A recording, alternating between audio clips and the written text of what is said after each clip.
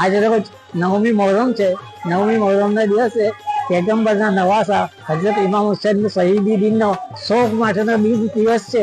એ દિવસોમાં અમે ઇમામ હુસૈનને બક્ષિસ કરીએ છીએ અને એમની મગફરત માટે દુઆ કરીએ છીએ। શહીદીનો સંદેશ એ છે કે આપણે ભાઈચારો બનાવવો, કોમી એકતા રાખવી અને તમામ કોમને સાથે રાખીને ચાલવાનો છે।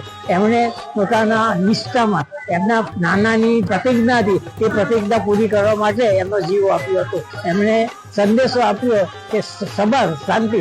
અહીંયા જે 1200 વર્ષ પુરાણો કૂવો છે એ કૂવાના પાણીથી અમે દર્દીઓને, ખાસ કરીને કોરોના દર્દીઓને સ્નાન કરાવીએ છીએ અને એનાથી સ્નાનથી એમનું કોળ મટી જાય છે। ત્યાર પછી અલાવ સળગાવવામાં આવે છે, જેને ખંડક કહેવામાં આવે છે। એ અલાવના આગથી એમને શેક આપવામાં આવે છે અને એક શેકથી એમની બીમારી અને ઇમામ હુસૈનના દુઆથી ઈશ્વર અલ્લાહ લોકોનું ભલું કરે છે અને લોકોનું ભલું થાય છે, એટલે લોકો અહીંયા આવે છે।